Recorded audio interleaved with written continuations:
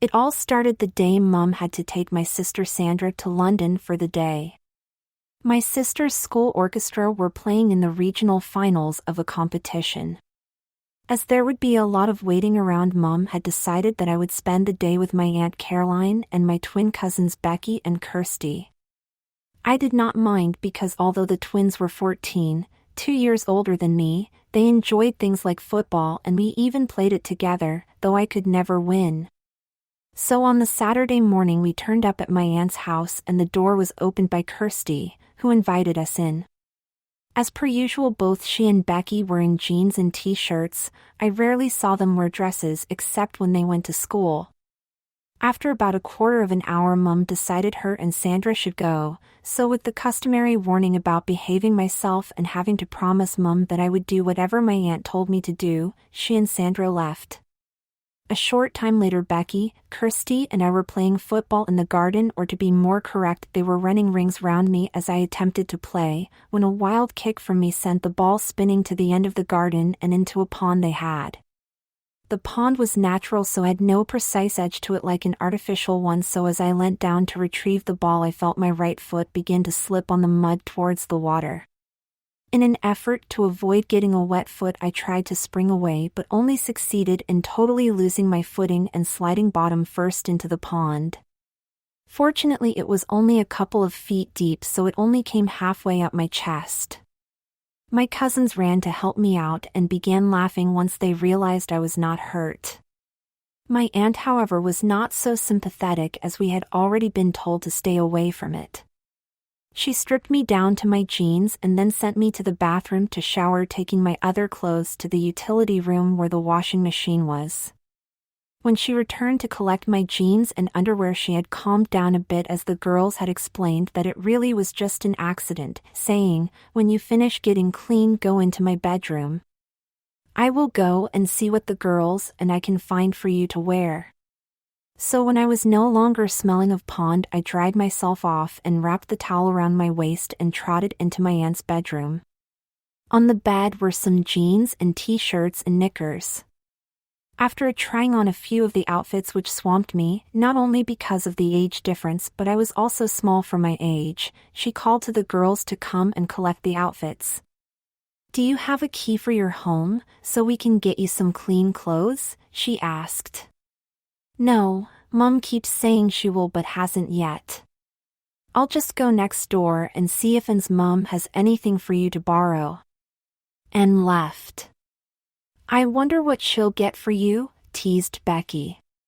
"Perhaps a pretty dress or a frilly blouse and a skirt, not to mention some very frilly little girl's knickers. You've seen the sort of very frilly clothes Anne likes to wear." Unfortunately, I knew this could be true if Anne had anything to do with it. We had only crossed paths a couple of times, and for some reason she had taken an instant dislike to me. Seeing that I was getting upset, Kirsty said, "Don't worry, Mum will probably get some jeans and a t-shirt for you." Shortly after, we heard the front door shut. "That was quick, Mum," called Becky. "That's because there was no one in." We went downstairs and joined her, with me still just in the towel. "Well, your clothes won't be clean, let alone dry, for hours yet, and although you can't spend all day in just a towel, I'm not sure what else we can do except hope that Anne and her mum come back soon."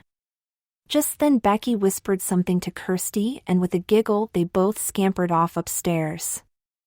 "I wonder where they're off to in such a hurry," said their mum. "Are you warm enough?" she asked, seeing me shiver slightly. "Not really." Before she could reply, Kirsty called for her to come upstairs. "Stay here, I'll get another towel to wrap round you when I've found out what they want." She then also disappeared upstairs. Although I couldn't make out any words, I could hear some giggling from my cousins, followed by my aunt calling, "Alan, can you come up to my bedroom for a minute?" "Yes, Auntie."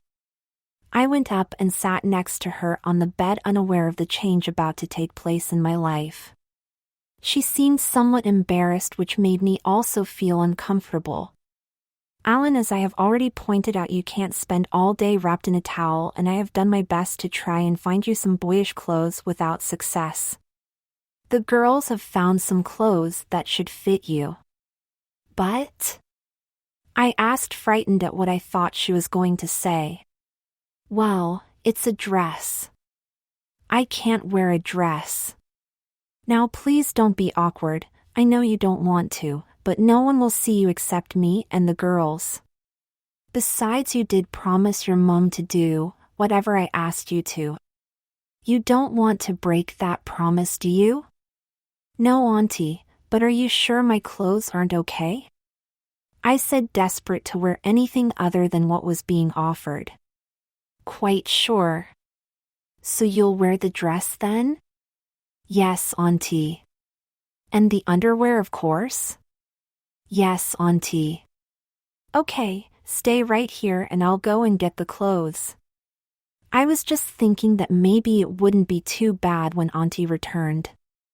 I was speechless with shock at what she was holding. It was a little girl's yellow party frock trimmed with masses of lace, ribbons, and bows. Close your mouth, dear, you'll catch a fly, she said, her comment jolting me out of my shock. Auntie, this is a joke, isn't it? You don't really want me to wear that, do you? Of course, dear, it's just a dress. But it's a little girl's party dress. Yes, I know. I made it, which is why when Kirsty and Becky grew too big to wear it, I wanted to keep it. Now, no more questions, you promised to wear it. Before I could complain further, the girls arrived with the rest of the outfit: full 3-layer lace-trimmed petticoat, yellow satin vest and matching panties trimmed with rows of white lace across the bottom, lace-topped ankle socks and black patent sandals.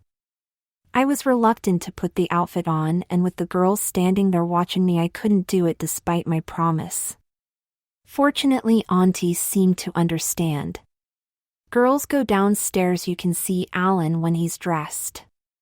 They left, albeit reluctantly. Right now I don't want to hear any more complaints, okay? Are you sure there's nothing else, Auntie? I pleaded. There is another dress, it's similar to this but in pink. You can wear the pink one if you'd prefer. No, thank you, Auntie. Okay, now be a good boy. With her help, I put the vest and knickers on.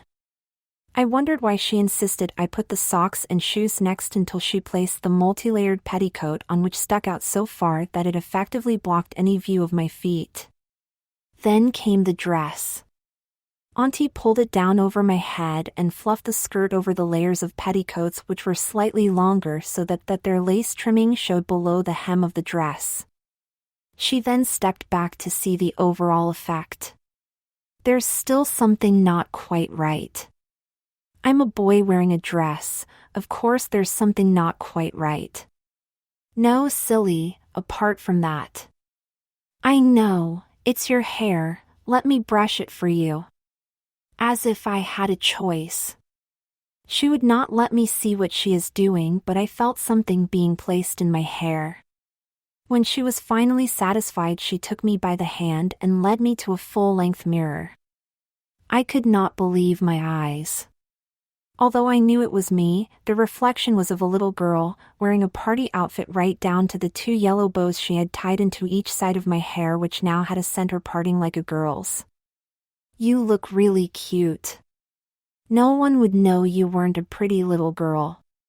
Not what I wanted to hear. There must be something else I can wear, I don't want to be seen like this. I complained. Not another word unless you want me to use some makeup on you as well. No, thank you. Did the girls wear this when they were my age? No, they were about 7 or 8 when they wore them, but it fits you as you're small for your age. Now come along downstairs. I was about to complain, but the look on her face stopped me, so I followed her downstairs and into the lounge where Kirsty and Becky were waiting. I expected laughter from both of them, but instead there were looks of surprise which then changed to grins. Mummy, you've done a great job on Alan, he looks so cute, I know he could pass for a girl dressed like that, said Kirsty. She sure could, added Becky. But I think we should give her a girl's name, don't you? We can't call her Alan, otherwise everyone will know he's a sissy in a dress. I was about to complain when her mom came to the rescue. I don't think that will be necessary. I think he's embarrassed enough as it is, and after all it's only until his mom comes with some clean clothes. Then why did you do such a good job on her? Becky went on. Well, just in case anyone does see him, we can pretend he's a friend of yours. So please be nice to him. And Becky, stop referring to him as her. And she all right? Yes, Mom. Right, I suggest you find an indoor game to play. I don't want him playing in the garden in that dress. She then left for the kitchen and Kirsty disappeared off upstairs. Would you like me to find you a dolly to play with? Teased Becky. No, thank you. Let's play this, said Kirsty, returning with a board game. I sat down and immediately disappeared in a mass of frilly petticoats. When they had finished laughing, the girls showed me how to sit when wearing a dress with so many layers. We played it for the rest of the morning until my aunt came in to tell us it was nearly dinner time. She also produced a green pinny for me to wear. Alan, can you put this on? Just to protect the dress, I don't really want to have to wash it straight away. I was reluctant but understood, so I agreed. However, as Kirsty commented, the colors clashed badly with the bright yellow of the dress. Well, I can't help that, my aunt said. It's the only full-length pinny I have. At this point, Becky left the room and we could hear her rummaging about in her wardrobe. When she returned, she said, "How about this instead?" She is holding up a very frilly full-length white apron. Where's that from? Asked Kirsty. Don't you remember that Alice in Wonderland costume we had? Yes, but I thought we got rid of it. The dress we did because it got torn, but I kept the pinny. It should go better with her, with the dress, than that one. The girls had me change into it just as Mum returned from the kitchen again. That certainly looks better, it really goes with the dress. I didn't realize you still had it. I had to agree with her. The whole apron had a frill around it, including the shoulder straps, which fitted in with the frills on the dress. We then all went and had dinner and I helped clear up afterwards. I think it might be a good idea to keep that pinny on for the afternoon just in case, said my aunt.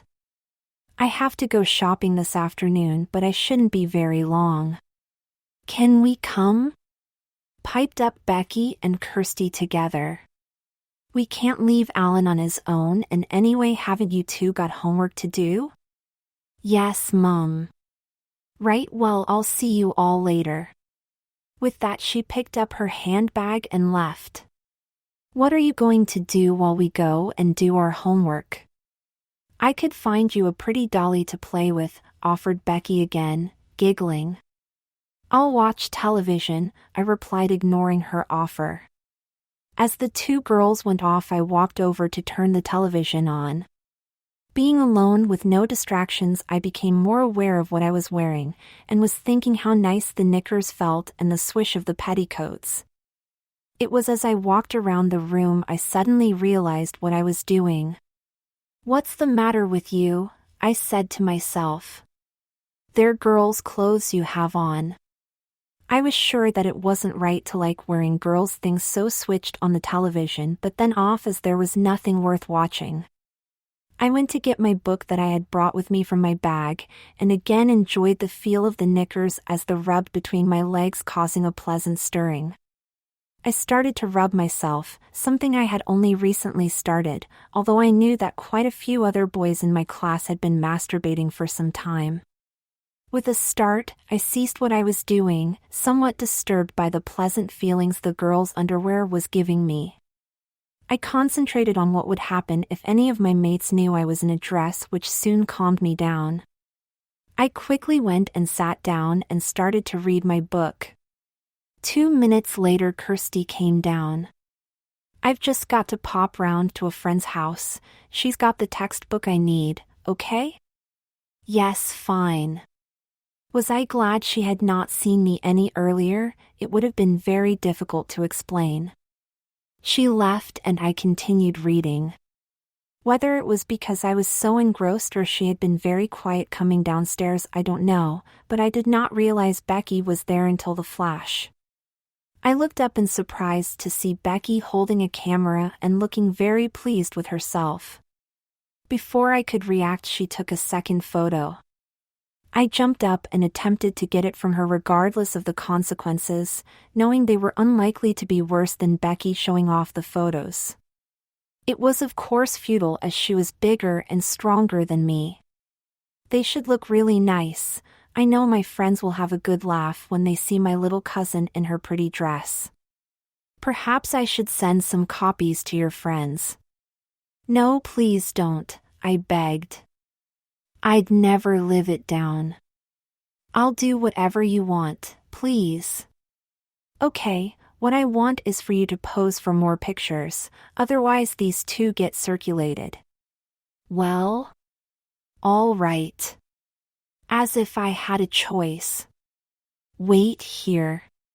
She dashed upstairs, but when she returned would not let me see what she was holding, placing them behind the armchair I had been sitting in. Do you know how to curtsy? No. Well, all little girls should. She then proceeded to instruct me in how to curtsy. When she was satisfied, I had to pose curtsying to her holding the corners of my pinny. I expect to see you smiling in these photos, she demanded. You want people to know how much you enjoy being a sissy in her party dress. I smiled just to ensure her cooperation. She then insisted I do it without the pinny on, saying, "Lift up your dress this time, that way we'll get a view of your pretty petticoats." I followed her instructions and ended up with her also taking photos of the frilly knickers. Your cute little bulge at the front will look so sweet, giggled Becky, taking a further couple of snaps. Now for the last photos. She reached behind the armchair and retrieved one of her dolls and some spare doll's clothes. Put your pinny back on, then I want you to completely change Dolly's clothes, including putting a nappy on her while I take some more pictures. I did so, hoping Kirsty would soon arrive home to end this humiliation. I finally completed the task and Becky seemed very happy with the photographs she had obtained. I could mount them all in a pretty album and give it the title Little Miss Sissy Knickers because you look just so cute in your frilly girl's knickers. She took the clothes I had removed from the doll, saying, "I'm going to get on with my homework, but you must be holding your pretty baby Dolly when Kirsty gets back, or else you know where these photos will end up." She scampered back to her room laughing. I did not have long to worry about what Kirsty would say as she appeared about 2 minutes later. When she saw the doll, she smiled, saying, "So you decided to have a doll to play with after all?"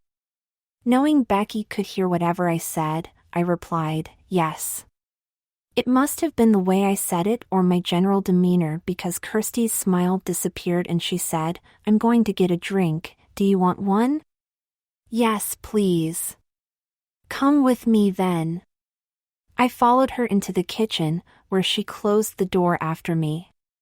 "Do you want to tell me what's been going on then?" "What do you mean?" "Come on, I don't really think you wanted a dolly to play with, so what's the story?" I was so worried by Becky's threats that I couldn't answer. Kirsty then leant over and kissed me full on the lips. "There's another one of those after you tell me what happened." I was stunned, then instantly went bright red with embarrassment. I had had a massive crush on Kirsty for over a year now, which she obviously knew about. I had dreamt many times about kissing her but never believed it would happen, and the real thing was a great deal better than anything I had dreamt. After that I would have told her anything.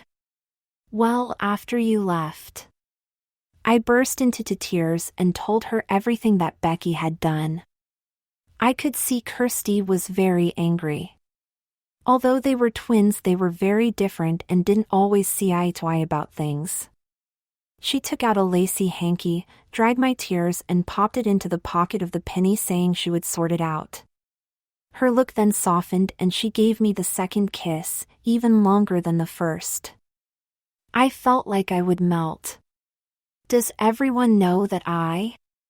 No, just me, she said, answering my unasked question. I realized much later, of course, that they must all have known I had a crush on her, but at that point she told me what I wanted to hear. Before we could leave the kitchen, Becky came in. Before you say anything, I have come to apologize. Kirsty and I looked at each other but said nothing. Alan, I really am sorry for what I made you do and what I said. I have realized I was jealous of you.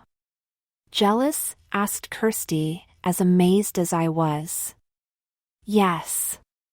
When I saw the way Mum had dressed him, I know you probably don't want to hear this, but he looked so pretty. I never looked that good in that dress, or as good as you did in the pink one, she said, addressing Kirsty. The more jealous I became, the more annoyed I got, and as there was only Alan and I in, I did, well, you know. To show I mean it, here's the film.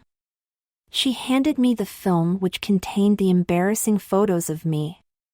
It was clear that she meant what she said, and in a way I felt sorry for her despite what she had put me through. I hope you can forgive me sometime, she concluded, looking at the floor. To the surprise of them both and to me in a way, I got up and went and gave her a hug and said, of course. Now it was her turn to cry. Kirsty joined us and we gave each other a cuddle. Well, if you two really are okay about this, I don't think we should mention it to Mom, okay? Becky and I agreed. Well, I don't know about you, Becky, but I still have some homework to do. Yes, I have. They both left, leaving me to carry on with my book, Becky picking up the doll on her way. I was still a bit stunned by Becky's comments about my appearance and hadn't really got back into my story when my aunt returned. She went in the kitchen, dumped down 2 bags and began to unpack. When she finished, she said, "Would you like a drink, Alan?" "Yes, please, cola please," I answered, realizing that I was really thirsty and that Kirsty had only got me into the kitchen to find out what had happened, where Becky couldn't overhear. "I'll just go and see if the girls do." "I'll go if you like." "Thank you, Alan, that would be helpful." As I got up, I realized I was still holding the roll of film. I quickly placed it in the pocket of the apron. As I went to the girls' room, I once again found myself confused by the fact that I was enjoying the feel of the petticoats swishing round my legs and the silky knickers encasing my bottom. The confusion must have still been evident when I entered Kirsty's bedroom. "What's up?" she asked. "Nothing, your mom wanted to know if you wanted a drink. You look a bit flushed for someone asking about drinks. Perhaps you enjoy the feeling of your pretty undies?" "No," I answered rather too quickly, bringing a smile to her face. She stood up and closed her door. "I won't tell anyone. I promise it will be our secret." "Are you sure you don't like them?" "I'm a boy, of course I don't like them." She said nothing, just kept looking at me. "Well, but..." I didn't know what to say, but I disliked lying to her, especially after her help this afternoon. She gave me a hug, saying, "I understand. It seems wrong because boys aren't supposed to like girls' clothes. I also know that I still buy some silky undies after Mom got those for me. They make me feel great." I turned bright red as she talked about her underwear. "If you say you really don't like them, I'll believe you." "I do like it all, not just the undies," I said quietly, "but I shouldn't do, should I? If you like them, why worry about what anyone else thinks? I have always thought that it's unfair that it's acceptable for girls to wear boys' clothes, they just get called tomboys. But if a boy wants to wear a dress, they're called sissies and the like." "You really don't mind?" No, especially if it makes you happy. Before I could reply, she continued, still you better tell Mom I would like some Coke, but I'll come down for it as I've nearly finished. With a quick hug, she let go of me. I looked at her, then did a quick twirl, causing the skirt part to flare out, causing her to smile, which I returned and left the room. I collected Becky's order and returned to my aunt and told her. 5 minutes later, we were all sitting chatting about nothing in particular. Later, my aunt started the tea and I was helping the girls lay the table when the phone rang. It was my mother. I couldn't hear what my aunt said as she was on the extension in the kitchen. My aunt came to where we were watching television. That was your mom, Alan. She said that she and Sandra would be here in about 3/4 hour. I wasn't over happy to hear that Sandra would be coming here, as I had hoped to have some boys' clothes back on before she saw me, because although I had started to enjoy what I was wearing, I still felt somewhat embarrassed by it. Mom usually dropped Sandra off home before coming to get me. And tea's ready. We had just finished the washing up, and as I entered the lounge through one door, my mom and sister entered through the other. I stood still in shock as I had not heard the front doorbell ring. "My, don't we look sweet?" smiled Mom as Sandra burst into a fit of giggles. I didn't know what to say. "That's a gorgeous party dress you're wearing, and with such a pretty penny to keep it clean, but it's the lovely ribbons in your hair that make you look extra cute." This comment only served to turn my face bright red and set Sandra giggling again. When they had finally settled down a bit more, Sandra said, "It looks like I've got a little sister to play with now." "What do you mean, little?" I retorted. "I'm 14 months older than you." "I don't think so. Dresses like you're wearing are for a 7-year-old, which makes me older than you." Before I could reply, Mom intervened. "Stop that, you two. I don't want any arguments. It's been a long day and I'm tired." "Would like a cup of tea before you go?" asked my aunt. "That would be great," answered Mom. As my aunt left for the kitchen, I asked Mom for my clothes. "What clothes?" "I thought you were stopping off at home to get a change of clothes for me." "We haven't been home yet. This is closer to where we were than home, so we came straight here." "But what am I going to wear home?" "Well, unless she needs them back today," said Mom, "you can wear what you've got on." "I can't go outside like this." "Why not?" "Because I'm a boy." "You don't look like one," laughed Sandy.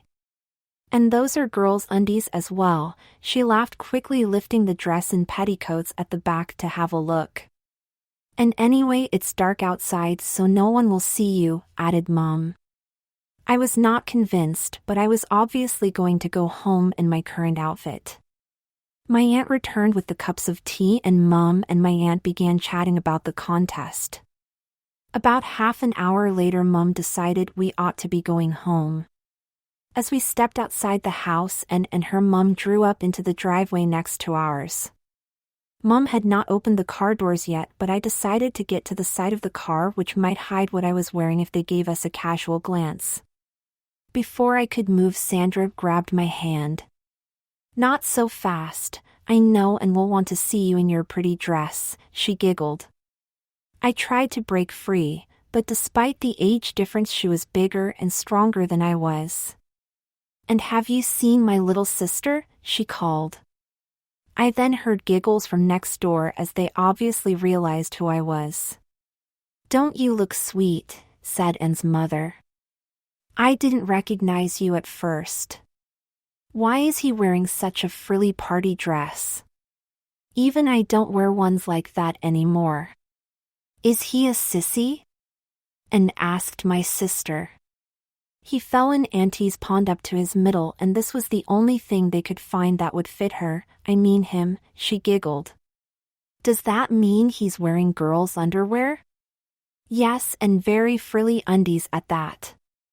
Before I could stop her, he lifted the dress to reveal the petticoats and then the panties, causing Anne to laugh even more.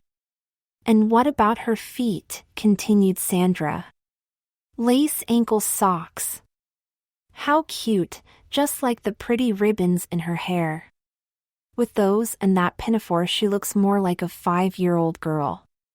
She and Sandra burst into giggles. I was about to reply when Mom called out, "Okay, that's enough, get in the car now or we'll never get home." It was a relief to get away from Anne's laughter, although Sandra continued to tease me saying, "I think Anne's right, you do look more like a 5-year-old. I was forgetting 7-year-old don't wear such frilly things anymore, until Mom stopped her again. We got home without further embarrassment, and after a snack Mom decided it was time for bed. "Mom, I will need help getting out of this dress," I called. "Okay, I'll be up in a minute." She helped me take off the dress and petticoat and to my consternation began to hang them and the apron up in my wardrobe. "Mom, do you have to hang them there? Can't they go in Sandra's wardrobe? They are girls' clothes after all." "I'll ask her," said Mom, leaving the room to return only moments later. "Sandra says she hasn't got room and anyway they were lent to you, not her." I quickly went to the bathroom, stripped of the underwear, putting it for washing, washed myself and returned to my bedroom. My pajamas, that up until now had been fine, felt slightly rough after the silkiness of the undies and I began to wonder what it would be like to wear one of my sister's silky night dresses. I was just getting into bed when Mom returned and started smiling. "Are you going to bed like that?" "What do you mean?" "I go to bed like this every night." "I just thought you might want to remove the pretty ribbons from your hair first," she laughed. I went bright red with embarrassment. I had got so used to them being there I had forgotten about them. I got up and removed them, handing them to Mom, who popped them in my underwear drawer. I didn't bother arguing and went back to bed. I didn't think about any of the outfit again until the following Thursday when Mom called Sandra and I into the kitchen. "Here you are, I've ironed you clothes, so go and put them away. Don't let me find any on your bedroom floor or you'll be for it." I took my pile of clothes up to my bedroom. I took the top couple of items off and put them in my drawer. The next was the underwear I had worn under the party dress. "Mom," I called, "what shall I do with the underwear and socks for the party dress?" I heard a giggle from Sandra's room but ignored it. "Put them in your drawer until we find out what Auntie Caroline wants to do about it." I didn't like the idea of keeping them in my drawers in case anyone found out about it. It was bad enough having the dress and pinafore hanging in my wardrobe. It would only need for a friend to find out and I'd be the laughingstock at school. As I hid it as well as I could under my other underwear, I heard a further giggle and turned to see my sister standing in the doorway. "I bet you can't wait to wear those frilly things again." "Of course I don't. I'll be pleased when I can get all this lot back to Auntie Caroline's." Sandra looked over the pile of clothes. "This is pretty," she said, picking up lace hanky Kirsty had used to dry my tears and then placed in the pocket of the penny. "Has my sissy brother go any more pretty hankies like this?" "It's not mine, it's Kirsty's. She obviously thinks you like using pretty sissy hankies." "Well, I don't, and it'll go back with the other clothes. I've got some pretty lacy ones I'll lend you if you want." "Well, I don't, so go away." She left chanting "Sissy uses lacy hankies." If it hadn't been for the fact that I'd get in more trouble, I would have thumped her one. She really had a knack of getting under my skin. It was at this point I remembered the roll of film. I pulled open my wardrobe and felt in the pockets of the penny. Both were empty. A further check of my bedroom and the car showed me that I must have lost it at Kirsty and Becky's. Still, that was no problem as I knew they would get rid of it, so decided to forget about it. That was until 2 days later. I had been out with my mates and had come back for a shower. Nobody was in and I relaxed in a long hot shower. When I finally got out, I could hear Mum downstairs. As I was drying myself, Mum walked into the bathroom. "I am surprised you haven't dissolved the length of time you have been in there. Anyway, when you're dry, just put your dressing gown on and come downstairs. I have got something to show you." Intrigued, I rapidly dried myself and went downstairs.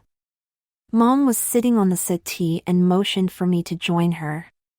As I sat down, she handed me a pink book on the cover of which was a picture of a toddler wearing a pretty dress and the words "Mummy's Little Girl." "What's this?" I asked. "Open it up and then I am hoping you can tell me." I did so and was speechless with shock. The book turned out to be a photograph album, and on the very first page was a picture of me in the yellow party dress at Auntie Caroline's. "I said you looked really sweet and now we have photos to prove it." "And I didn't realize you knew how to curtsy," she said, turning the page. "Well, does my little girl want to explain?" "I'm not a girl, I'm a boy, and Becky made me pose for these." I went on to give a very brief and edited explanation of what had happened, leaving out things like the kisses from Kirsty. Mom was annoyed, but I said it was sorted out and made her promise not to say anything about it to Auntie Caroline. She still insisted on going through all the pictures, making various comments like little girls shouldn't show their knickers off and "I can see you like playing with dollies, perhaps you want some for your birthday." I pointed out that I didn't. "Are you sure? I know Sandra would love to help me choose one for you." "Well, I'm a boy, I don't want any dolls. And please don't let Sandra see these, she'd find some way of showing her friends and then my life wouldn't be worth living. In fact, I think I'll go and hide them right now." Before I could move, Mum took the book from me. "That won't be necessary, I'll look after it. We wouldn't want you to have an accident and the photos get destroyed." She smiled, obviously having known what I really intended doing, which was confirmed as I turned red. "Don't look so disappointed. I promise not to show them to Sandra without your permission. Still, I think it's time you got dressed. Do you want some help with your dress?" "What?" "Only joking," she laughed, seeing the expression on my face.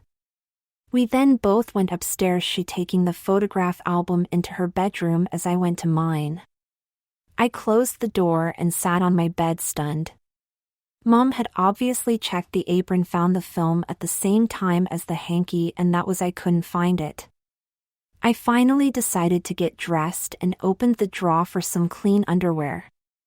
I could see the edge of the knickers peeping out from under my pants, and memories came back of their silky feel. No one would know if I wore them, I thought. Wrong. Mom would when they were washed. Hold on. I'm a boy, of course I wasn't going to wear them. Why was I even considering it? I hurriedly dressed in my regular clothes and arrived downstairs just as Sandra got home. "Mom, you know I am having my birthday party next week? I thought we agreed you were just having 4 friends over." "Yes, but it's still a party. But I wondered if it could be fancy dress." "Well, I suppose so. Why?" "Well, then Alan could wear his pretty party dress." She laughed, dashing for the stairs with me in hot pursuit. I could hear Mum's laughter following me. "Don't kill her, Alan," she called to me. "I haven't got time to clean up the mess." Her comments managed to defuse the situation somewhat, and anyway, Sandra was in her bedroom before I caught up with her and locked the door. I wouldn't actually be there when her friends arrived for her party. I had already arranged to go to my friend's house. I knew that Sandra wouldn't really want me there any more than I wanted to be. I went downstairs and helped Mum get the tea. The following day, Mum got a letter to say that whilst the orchestra that Sandra played in had come second in the regional finals, they were the highest scoring losers and hence had a place in the final. Mom and Sandra were over the moon. The contest was held on a Saturday and Sunday, and as it was to be held in Birmingham, it would mean going up on Friday evening and returning Sunday night. I wasn't over keen, but Mum thought we should both be there. As it happened, I didn't go. A week before the contest, I got the measles. By the Friday of the contest weekend, I was feeling a lot better, but Mum said it would be safer if I stayed at home. Mum phoned Auntie Caroline to see if she could come over to look after me. Becky was already going away, and as Kirsty said she would be happy to look after me, Auntie Caroline went to the contest. Kirsty and her mom arrived just after tea on Friday. I was lying on the settee in the lounge watching television. Kirsty joined me, dropping 2 bags in the corner. "How's the invalid then?" "I'm feeling a lot better, thanks. At least most of the spots have gone." "Good. I'm glad you're downstairs. It means I won't have to keep dashing up and down to sort you out," she said with a glint in her eye. Mum, Sandra, and Auntie Caroline left soon after, as they had a fair way to go. The program finished. As there was nothing else we wanted to watch, we switched the television off. "Well, what would you like to do now? Read, play a board game, dress up?" I looked up quickly when she said that. She smiled. "I don't want you to do anything you don't want to, but I am simply offering you the choice. Wouldn't you prefer to wear a pretty silky nightdress instead of those pajamas?" "I'm not a sissy," I stated firmly. She came over and sat beside me. "I didn't say you were," she said, looking slightly hurt, which made me feel ashamed of the way I had replied to her offer. "I'm sorry, I didn't mean to snap at you.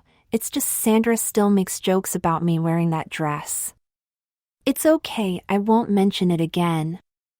I stripped of my pajama top. "Please, can." I wanted to see what it felt like in a nightie, but found it impossible to ask outright. She smiled, gave me a quick hug, and went over to one of the bags she had brought in. She returned holding a pink short-sleeved silky nightie trimmed at the hem with lace and a big pink bow on the front. As I slipped it on, I felt a stirring down below and hoped Kirsty wouldn't see it. It felt so nice, but it also felt wrong. Boys don't wear nighties. I was so confused that I began to panic, wanting to both keep it on and rip it off. Kirsty obviously realized what was happening as she held me tightly. "It's all right. As far as I'm concerned, all boys should be allowed to wear pretty things like girls do. There's nothing wrong with you for liking them, so try to relax and enjoy it." As I calmed down, Kirsty relaxed her hold. "Do you want the matching knickers as well?" I was going to say no until I remembered the feel of those I wore under the dress. As she got them, I pulled off the pajama bottoms and sat down to make my excitement less obvious. "Stand up and step into these," she said, holding out the pink knickers with rows of lace across the seat. I stood up and she smiled as a small tent appeared at the front of the nightie. She pulled the knickers up and carefully tucked me inside. Running her hands over the ruffles at the back, she said, "They seem to fit you perfectly at the back." Then doing the same at the front, sending shivers through me, continued. "And I dare say once you have calmed down, they will fit at the front as well." I blushed even deeper red, at which she giggled. "I'm so glad you let me dress you up. It's like having the little sister I always wanted. The 30 minutes between Becky and I hardly counts. If you want, I'll be her for the weekend." I wasn't sure why I offered, maybe just because of the crush I still had on her. "That's so sweet, I would like that as long as you do too. Just don't tell anyone or make me go outside," I said, panicking at what I might have let myself in for. "Of course not, it'll just be me and you." Although it wasn't very late, I was feeling tired, so decided to go to bed.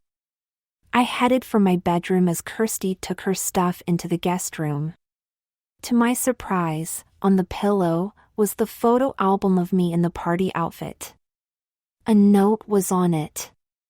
Alan, I thought you might want to show this to Kirsty but didn't want to mention it in front of you in case you wanted to forget it. It's up to you. Don't lose any of them or I will have a repeat photo session with Sandra to help me. Love, Mom. I quickly hid the album under my pillow as Kirsty came in. Come on, slow coach, into bed with you. I slid into bed as normal and found all the nightie under my armpits. Kirsty laughed. Little girls have to get into bed holding the bottom of their nighties. She made me get out of bed and when I got back and made sure I kept my nightie around me. She gave me a peck on the cheek before switching off the light and going to her room.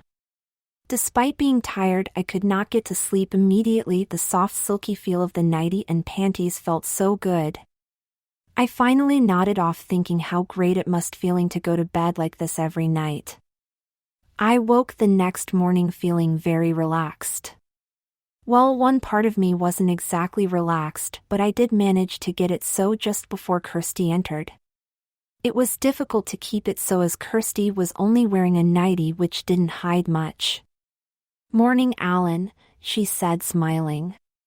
Ready for breakfast then? Yes, please. Right out of bed then, just come down as you are. As we were eating she asked, do you still want to be my little sister today? Yes, I said I would. I just wanted to be sure. Have you worn any of the things you went home in, since then? No, I couldn't because I would have had to explain to Mom why they were in the washing. You won't get into trouble when your mom sees these, will you? I asked, indicating the nightwear. No, it's very sweet of you to be worried about me. Becky and I do most of our own washing now, so Mom probably won't even notice. Now do you feel up to having bath? I think so. Okay, I'll go and run you one. With that she left and I loaded the dishwasher. It's ready, she called a few moments later. I went to the bathroom and was surprised to see a bath full of bubbles. Off with your panties then, Kirsty encouraged after I removed the nightie. Aren't you going to leave? No, I need to have a wash and then I can help my little sister with her hair. She looked at me and then smiled as she realized what I thought was a problem. I see. I'll go if you want me to, but sisters see each other with nothing on all the time. I decided to get on with the bath and rapidly removed the panties and got in. The bubbles covered most of my embarrassment. As I started my bath, Kirsty filled the basin and then removed her nightie. I was shocked as I had only ever seen breasts in pictures. Her giggle broke the spell and I went very red, realizing I had been staring at them. I'm sorry, I mumbled. I didn't mean to. It's quite okay, I should have realized you hadn't seen a real pair before. At our house we do this all the time. I was only glad that the bubbles had the effect she was having on me. She finished her wash and left to get dressed. She returned dressed in the usual jeans and t-shirt. You don't mind if I don't wear a dress too, do you? No, of course not. Thanks. Right, let's get your hair sorted out. I was a bit apprehensive about how she was going to sort it out, but it was nice to relax as she washed it. It turned out that that was all she was doing for now. Okay, out you get, she continued holding out a towel. I got out and she wrapped it round me, proceeding to dry me off all over with obvious results. Are we going to have problems with that all day? She laughed. I'm sorry, it's just I've never had someone as pretty as you look after me, I said, not daring to look at her. She lifted my chin to look me in the eyes. That's one of the sweetest things anyone has ever said to me. And I really don't mind, in fact it's quite a compliment. Still, it's time you are getting dressed. She took me by the hand and led me into the bedroom she was using. Now, do you just want to wear the party dress, or I have these for now and you can leave the party dress for tonight? Kirsty then pulled out a pretty pink pinafore dress embroidered with flowers, silky lace-trimmed petticoat, white frilly blouse, a pair of pink lace-topped ankle socks and a pair of pink nylon panties with masses of lacy frills. She could see I was concerned. What's the matter? If you don't want to dress up, I don't mind, I just thought it might be fun. I do want to, but... But what? Well, when I had to change at your house, you only had party dresses. Now you've got these. At this point I began to panic. You didn't borrow them from Anne, did you? She doesn't know about this, does she? I was about to rush out, tears forming at the thought of Anne knowing, as it would soon be spread around the neighborhood. I had only been spared the story about me in a party dress being known, as both my mom and Anne's had told Sandra and not to tell anyone. Whoa! Kirsty said, grabbing me as I began to leave. I wouldn't do anything like that to you. The socks and panties are from the pink party dress outfit. And the rest are yours. Mine? Yes, when I knew I was coming to stay for the weekend, I had a look in some charity shops for some pretty little girls' things for you. You did that for me? Of course. She leant down and kissed me on the cheek. If it's a problem to stop your mom or Sandra from finding them, I can keep them at my house. All right? I just nodded. Okay, Alan, let's get you dressed. Kirsty, could I? What? Can I be called by a girl's name? I hoped you would ask, but I didn't want to suggest it, as I think it would be more appropriate. What do you want to be called? Well, I thought perhaps Mandy. All right, let's get little Mandy dressed. She removed the towel and held out the knickers for me to step into.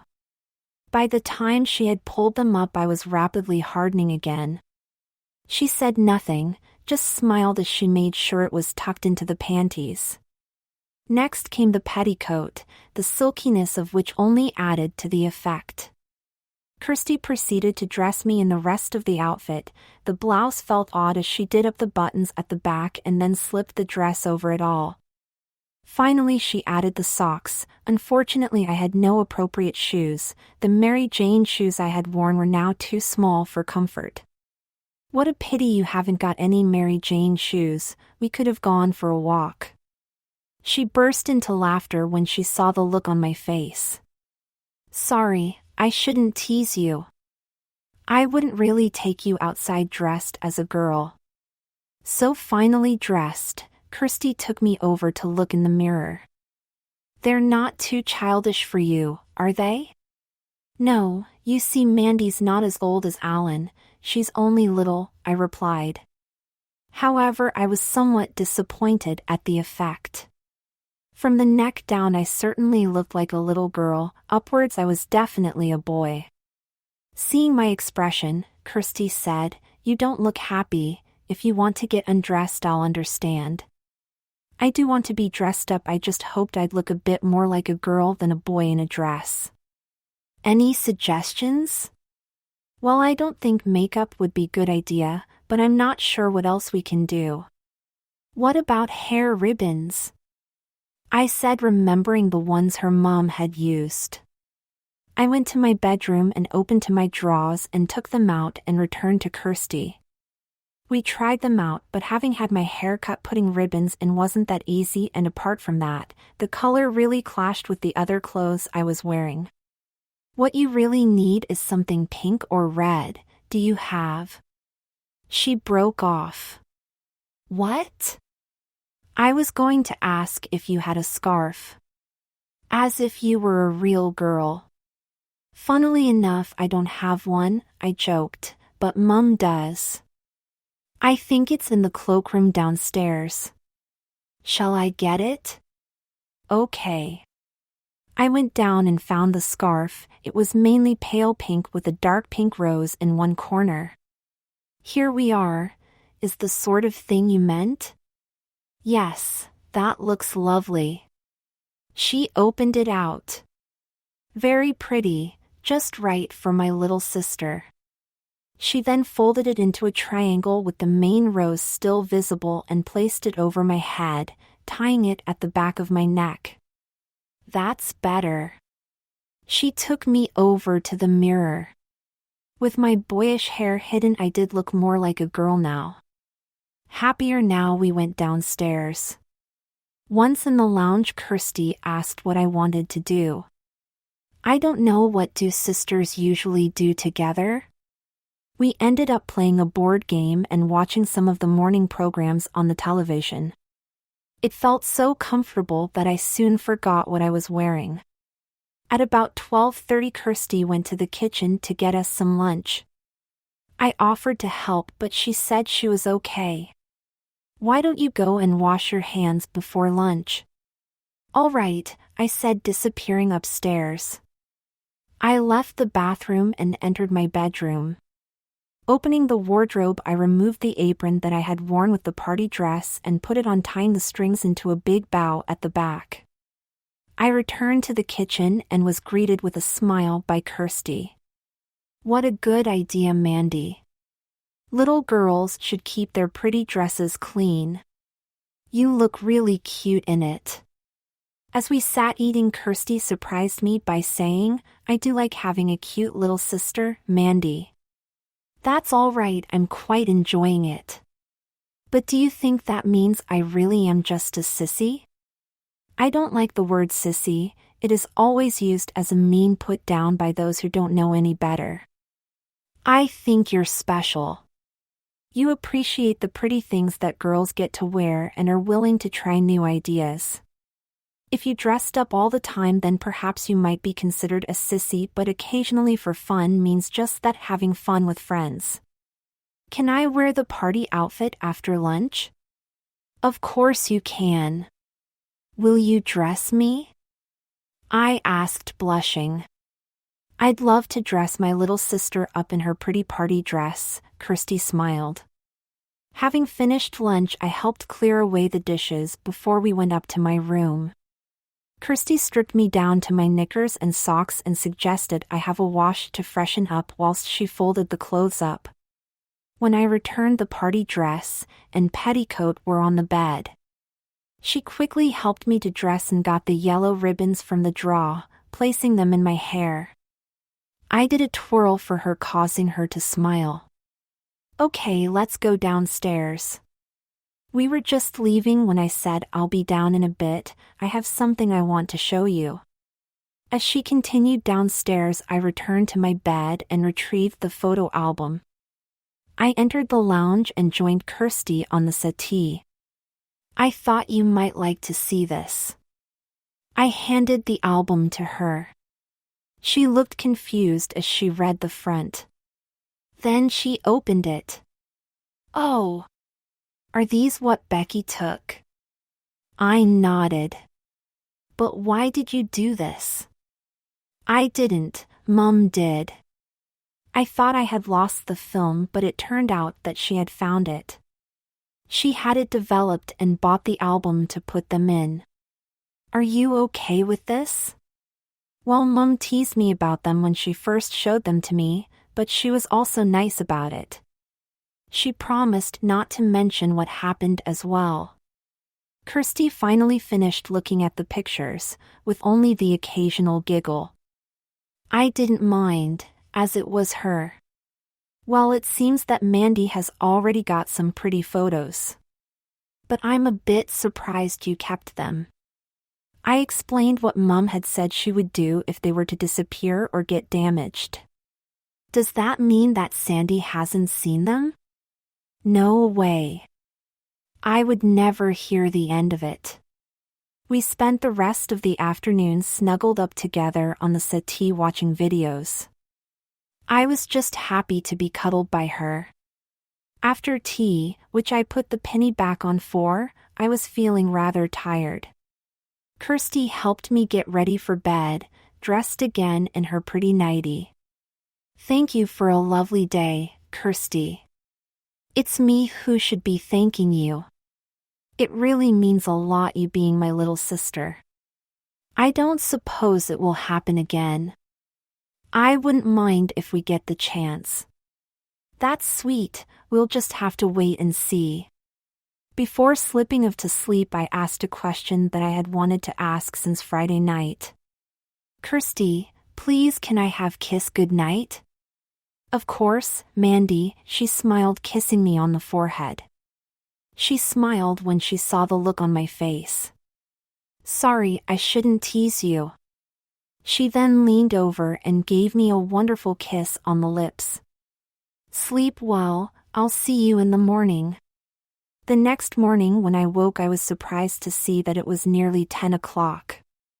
I then heard Kirsty coming up the stairs, so sat up in bed. The door opened and to my utter shock there stood Mom with a big smile on her face. She walked over and sat on my bed. Mom. It's okay, she said. I know what you and Kirsty have been up to. You do? Yes, Kirsty and I have just been chatting over breakfast, which is why we didn't wake you earlier. Do you mind? Not as long as you don't want it to be permanent. I don't want to be a girl, Mum. You just like the feel of girls' clothes? Yes. Just occasionally I'd like to get dressed up. You're not cross, are you? Only it wasn't all Kirsty's idea to dress me as a little girl. Mum silenced me with a finger on my lips. If you want to dress as Mandy occasionally, I don't mind. I'm not cross with you or Kirsty. I know it wasn't all her idea, and I think your offer to be her little sister was very sweet. Now I've run a bath for you, so I suggest you get in it, then you can have some breakfast. Okay, Mum, and thanks. She smiled and went to leave when it suddenly dawned on me. Where was Sandra? Mom, is Sandra here? I asked, starting to panic. No, it's okay. The choir won and were having a party last night, and Jane's mom offered to bring Sandra home with her this afternoon. That's why I came back early. Now into the bath. Little girls should be nice and clean. I then went to the bathroom to find a hot bath with masses of bubbles waiting for me. When I had finished, I returned to my room to find both Mum and Kirsty there. We were just hanging Mandy's clothes up, said Mum. It seems that she's as untidy as Alan is. I looked and saw the blouse and pinafore dress hanging in the wardrobe. Will you wear the party dress for me? She asked. Of course, Mum. Do you still have the matching undies? Yes, they're here. I opened the drawer, and as I removed them, Mum placed the pink scarf which she had just folded in it. That's your scarf, Mum. It was. I'm sure it will suit Mandy better. Thanks, Mum, I said, giving her a hug. As does the nightie which you can keep, added Kirsty, who also received a hug. Okay, we'll go now. See you downstairs in a bit. Actually, I will need some help with the dress. I'll give you a hand, volunteered Kirsty. Mum just smiled and left. I spent most of the morning in the party outfit, being called Mandy and treated as if I really was just a little girl. I only changed into my usual clothes shortly before Sandra returned, except for the panties which I kept wearing. Epilogue: after the day Mum found out that I liked dressing up, I used to do it every 3 or 4 weeks. It seemed Mum liked having a little girl around. She even bought me some more frilly panties which I wore more often. Even Sandra stopped teasing me and started to enjoy having a sister to play with. Of course, from the clothes I wore, I was always the younger sister. One birthday she even gave me a frilly nightie complete with matching panties. Pictures of Mandy have joined those of me in the yellow party dress, and both Mum and I have an album with them all in. Well, that was quite a number of years ago now. Mandy still surfaces now and again. Sandra's just finishing at university. And Kirsty? Well, after she got her degree, she started work up in the Derbyshire Dales, and yes, I really missed her. Then she invited me to stay for a holiday after my final university exams. Alan went for walks with her during the day, but Mandy shared her bed. We are now married and I still love her as much as on the day I wore my first dress.